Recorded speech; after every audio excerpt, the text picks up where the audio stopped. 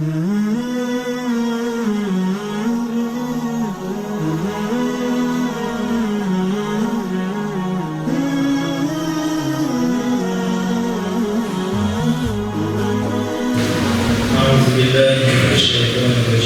الله الرحمن الرحيم وبه نستعين الحمد لله وحده والصلاة والسلام على من لا نبي بعده رب يسر ولا تعسر بكم الخير رب اشرح لي صدري ويسر لي أمري واحلل عقدة من لساني يفقهوا قولي وقولي وأمري إلى الله إن الله بصير بالعباد.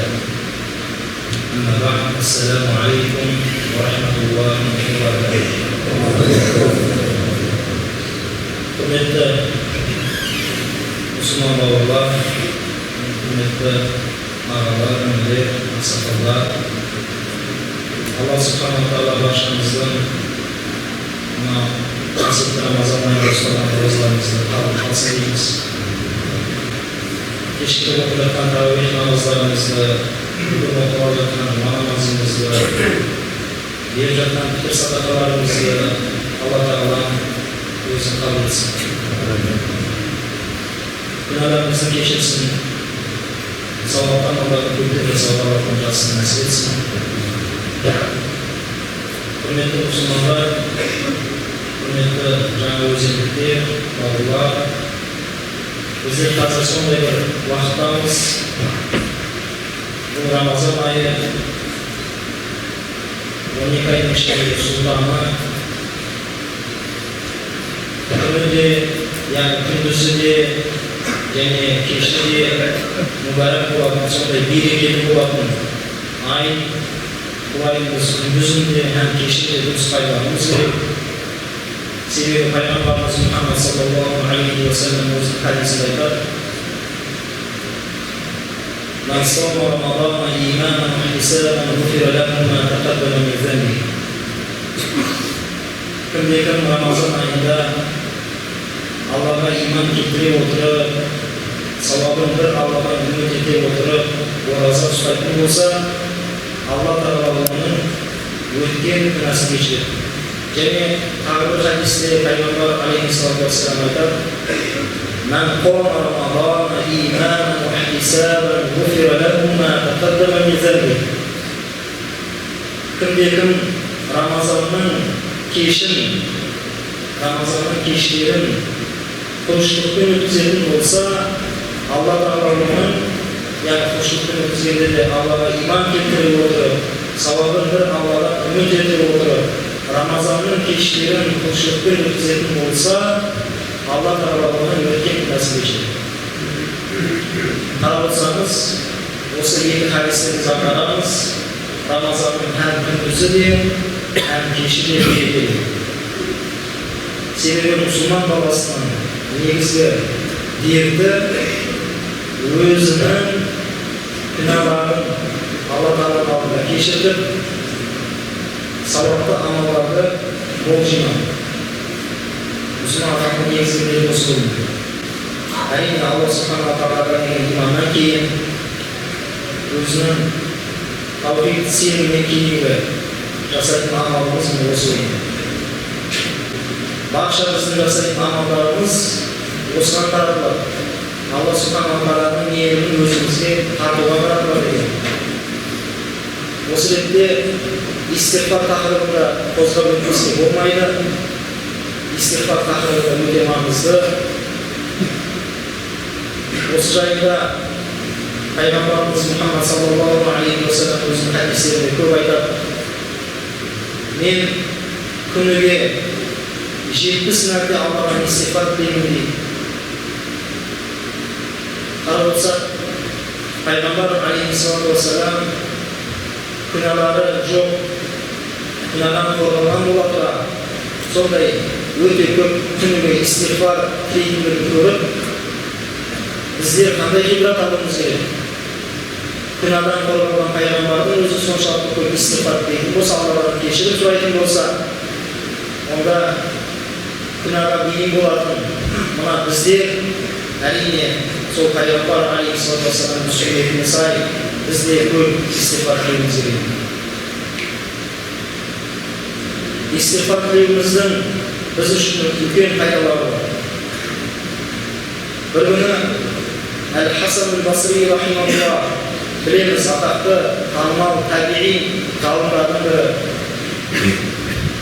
Аллаға сондай жақын болған уәли әулия кісілердің бірі, bir күні айтқан екен, оқиға желісі былай, шәкірті отырады жанында. Сонда бірнеше адам кезегімен кіріп келеді екен. Біреу келіп айтады екен, уа ұстаз, жаңбыр жаумай жатыр, егінім шықпай жатыр деген екен. Сонда Әл-Хасан әл-Басри айтқан екен, сен Алладан истигфар тіле деген екен.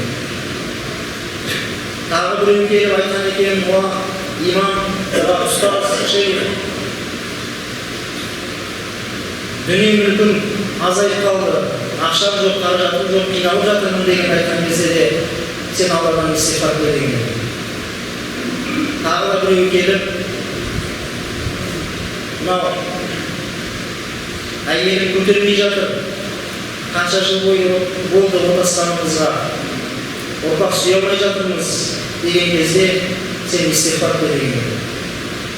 Жанында отырған шәкірті қарап ұстазына таңғалып айтқан екен, ұстаз, мына келген бірнеше кісі әрқайсысы бөлек-бөлек мәселе айтып келді, бірақ сіз барлығына истигфар тіле деп айттыңыз ғой, оның мәні не деп сұраған екен. Сонда Әл-Хасан әл-Басри рахимахуллах айтқан екен, мен бұны өзімнің ойынан айтып отқан жоқпын, Алла субхана ва тағала Құран кәрімде солай деп айтқан. Бұл Нұх сүресінде Нұх алейхиссаламның өзінің қауымына айтқан сөзі: "Астаиду биллах, қулту астағфиру раббакум, иннаху кана ғаффара, юрсилис самаа алейкум мидрара, ва юмдидкум би амвалин ва банин, ва ядж'ал лакум джаннат, ва ядж'ал лакум анхара." Садақаллахул азим.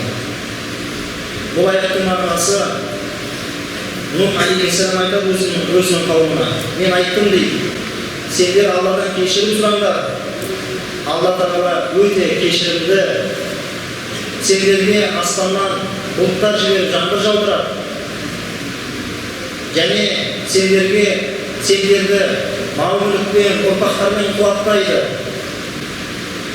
және жәннатта бақшалар береді, өсиеттер береді сендерге деген Алла тағаланың аяты. Қарап отырсақ, осы аятта жоғарыда қойылған сұрақтардың баршасына берілген жауапты осы аят. Сол сияқты пайғамбарымыз алейхиссалату вассаламның өзі айтқан, кім-кім Алла тағаладан истигфар тілейтін болса, оның уайым қайғысы жоқ болады Алла тағала. Уайым қайғысы жоқ болады. Және күтпеген жерден ыстық несібесі беріп қойды. Және бұның көптеген мысалдары бар. Өмірде болған, мына араб елдеріндегі уағыз айтып жүрген шейх ұстаздардың аузынан естіген оқиғалар, яғни өмірде болған оқиғаларды айта кететін болсақ, бір күні бір кісі сондай дүние мүліктен қысылып, қиналып жүрген екен. Үйінде ақшасы қалмаған, азық-түлік алады. Содан үйіндегі бір затын алып шығып, сыртқа шығып, базарға алып барып, сатамын деп белгі бар. Базарға барса, белгілі ғой, жағынан сауда жасаған адамның саудаға егі болмайды. Содан саудасы жүргізе алмай отырған кезде, жанындағы кісілердің бәрінің келіп заттарын алып кетіп жатыр, сатып алып. Бұл кісінің затын ешкім алмайды. Сонда есіне түсіріп әлгі хадисті: кім-кім Алладан истигфар тілейтін болса, оған күтпеген жерден ыстық несібе береді деген. Сол жерде отыра қалып, астағфирулла, астағфирулла, астағфирулла деп истигфарды жалғастырады. Истигфарды бастамас дейді, адамдар құжынап келе бастады дейді алдына. Әлгі затымды өздері қаласып, саудалап, мына затымды маған осы жаға бер, жоқ маған осы жаға бер деп кәдімгі талас бастады. Мен өзім разы болған бағаға сатып, үйге азық-түлік алып, үйге келіп, есікті ашып кірген кезімде, бала-шағамның көзіндегі қуанышты көрген кезімде, менің көзімде еріксіз жас келді. Неге? Себебі мен сондай өкініште болдым, өзімнің қолымда дүние мүлкім болса да, сондай қазына бар екен менің қолымда, истиғфар деген қазына, неге мен осы қазынаны қадірлемегенмін деп сондай бір өкініште болдым дейді. Енді бір адам мынау Эмиратта бір ұстаздардың, уағызшылардың бірі Араб әмірліктеріндегі қажылыққа барады. Сонда қажылықта уағыз насихат жүргізеді. Сол қажылықтағы көрген, өз көзімен куә болған нәрсені айтып береді. Сонда уағыз айтып истиғфар тақырыбын қозғадым дейді. Біраз уақыттан кейін бір кісі келіп, уағыз біткеннен кейін мені бұлай оңаша шақырып, бір сөйлесейін деп едім, бір нәрсені айтайын деп едім деп. Содан екеуміз оңаша сөйлескен кезімізде әлгі жігіттің айтқаны дейді: осылай, сіз мына истиғфар тақырыбын қозғадыңыз, мен осы тақырыптың пайдасын, истиғфардың пайдасын өзім іс жүзінде көрдім деп әңгімесін айтып берген екен. Бірнеше жыл бойы от асып, әйелім бала сүймей, бала көтермей жүрді. Сөйтіп жүрген кезімізде мешітке барып жүрем. Бір күні мешітте құптанға дейін бір уағыз айтылып, сонда имам осы истиғфар тақырыбын қозғап, Алладан кешірім сұраған адамға Алла Тағаланы ұрпақ сүйдіретіндігін, ырзық несібесін мол айтатындығы жайында айтып, аят хадистерменен қуаттап отырғанын көріп, мен үйге бара салысыменен әйеліме айттым дейді, истиғфар тілейік деп айттым дейді. Содан сол түні истиғфар тіледік Алладан отырып. Одан кейін ерлі-зайыптылардың арасындағы қосылу ісі орын алып, содан кейін Аллаға ант етемін деп айтады әлгі кісі.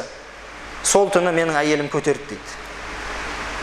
Әлгі осын тыңдап отырған ұстаз, машалла, міне бұл дегенің Алла Тағаланың сөзінің растығының белгісі, ақиқаттығының белгісі деп аң-таң болған кезде, тоқтай тұрыңыз, менің әңгімем әлі біткен жоқ деп айтады дейді. Содан истиғфарды тоқтатқан жоқпыз дейді. Артынша 3 бала дүниеге келді дейді. Одан кейін әйелім айтты дейді: мен енді демалайын, истиғфарды кішкене тоқтата тұрайық деп айтты дейді. Содан бірнеше жыл өткеннен кейін енді мен әйелім айттым дейді: истиғфарды қайда бастаймыз? Әрине бұл жердегі айтылып жатқан истиғфар бала сүю ниетімен болатын истиғфар. Себебі мен қыз бала дүниеге келгенін қалаймын деп айттым дейді. Содан истиғфар тілеп, Алладан кешірім сұрап, дұғамызды тіледік.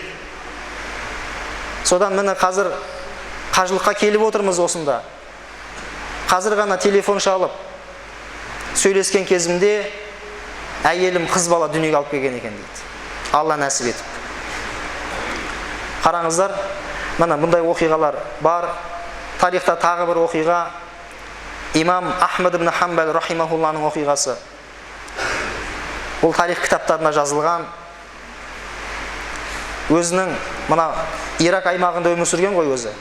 Содан кішкене алыстау жерге барып, бір елді мекенге барып қалады.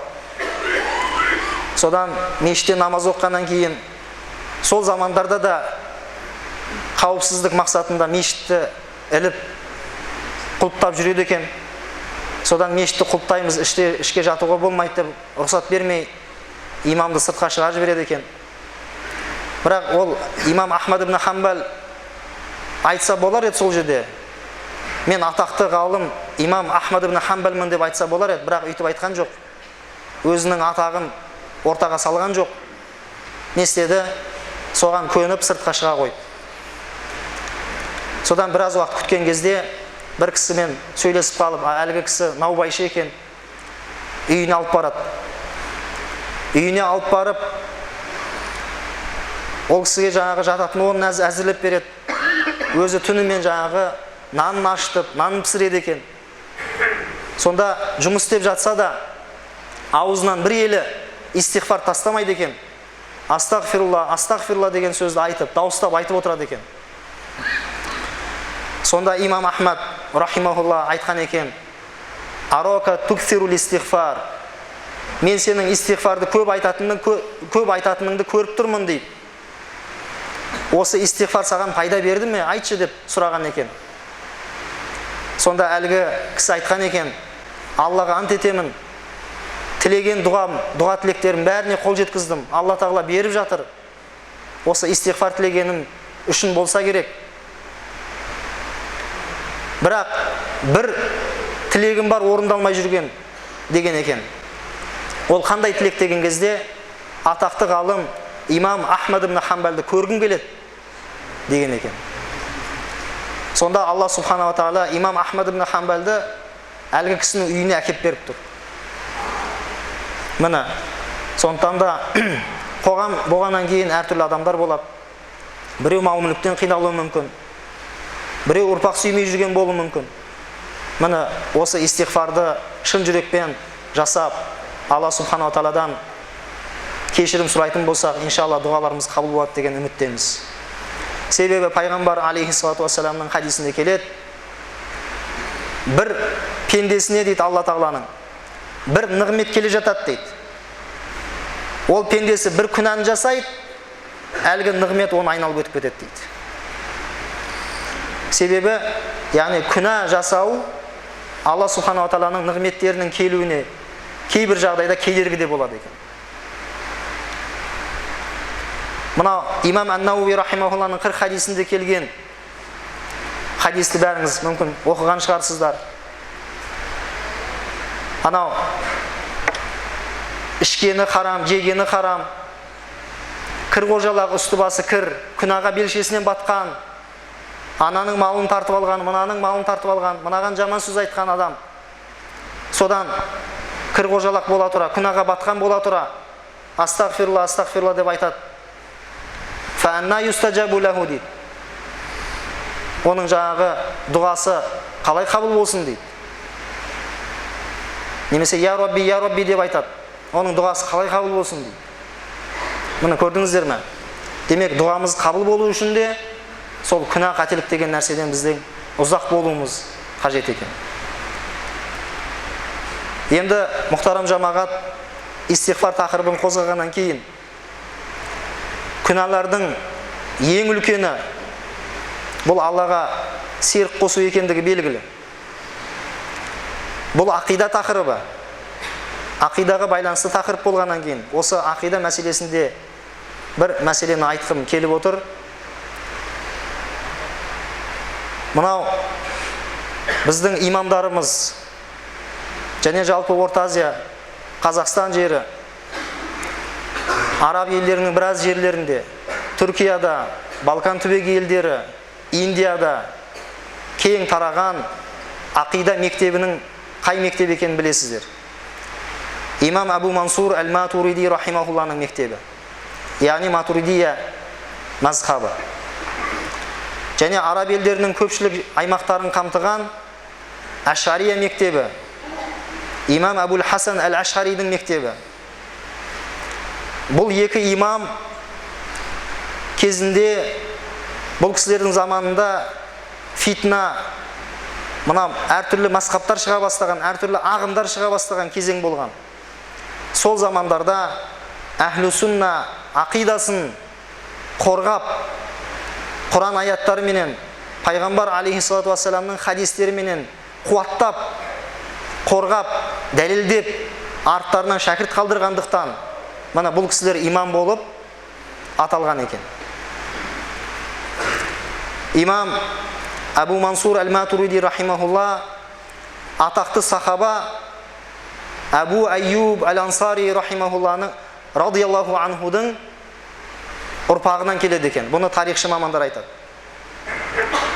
Және де имам Абул Хасан әл-Ашари болатын болса, ол кісі Абу Муса әл-Ашари радияллаху анху сахабаның ұрпағы болып келеді екен. Мына екеуі де сахабаның ұрпағы, өмір сүрген жерлері әрине имам Абу Мансур әл-Матуриди Самарқандта өмір сүрген, имам әл-Ашари Иракта өмір сүрген, және осы кісілермен замандас болған имам Абу Джафар ат-Тахауи, және ең алғаш болып толыққанды тәпсір жазған Ибн Жарир ат-Табари рахимахуллалар. Ибн Жарир ат-Табаридің қайтыс болған жылы хижрамен есептеген кезде 310 жыл. Имам Тахауидің қайтыс болған жылы 321 жыл. Имам Әл-Ашаридің қайтыс болған жылы 326 немесе 328 жыл. Имам Абу Мансур Әл-Матуридидің қайтыс болған жылы 332. Мухаммад Захид Әл-Каусари рахимахулла осылай деп бекітіп берген екен. Міне осындай атақты ғұлама ғалымдарымыз, бұл кісілер сәләфқа жатады. Қалайша? Себебі сәләф деген кезде екі түрлі анықтама берілген. Біріншісі сахаба, табиин, табаа табиин болса, екінші анықтамада хижра бойынша алғашқы 300 жылдық дейді. Сол 300 жылдықтың үшіншісінде бұл кісілер дүниеге келіп, өмірлерінің басым бөлігі сол хижра 3-ші ғасырда өткен. Хижраның 4-ші ғасырының басында бұл кісілер дүниеден озған. Және бұл кісілердің ақидалары, төртеуінің ақидасы да бірдей. Төртеуі де Алла субхана ва тағаланың мекенге мұқтаж емес екендігін, мекенсіз екендігін айтады. Төртеуі де Алла субхана ва тағаланың ағзадан пәк екендігін айтады. Төртеуі де Алла субхана ва тағаланың аспанды мекен етпегендігін айтады. Ал енді осы сәләф ақидасын білмегеннен кейін сол замандарда адасып жүрген адамдарды өздеріне солар біздің сәләфіміз деп есептеп жүрген кісілер қателеседі, біз бұны айтуымыз керек. Адасқанның айыбы жоқ, қайта отарын тапса дейді, мынау қайта үйірін тапса дейді. Кезінде қараңыздар, Имам Әл-Ашари рахимахулла Әл-Муътазила ағымында болып, сол ағымның қателігін жақсы білгеннен кейін, салыстыра білгеннен кейін Әхлі-сунна жолына қарай бұрылған, келген. Ол оқиғаны ашып түсіндірмей қойып, оны біразыңыз білесіздер. Мынау Сейітбеков Исмаил деген өкіл имамдарыңыздың жазған Мәзһабтар тарихы деген кітабында осы мәселе толық баяндалған, оны оқып көре аласыздар. Және де мынау осы жақында ғана Атырауда аудандарды аралап жүрген кезімізде бір жас жігітпен жолығып қалып, сөйлесе келе шетелде бір уағызшыны тыңдайды екен. Уағызы кең тараған, шәкірт, толип, соның уағызын тыңдайды екен.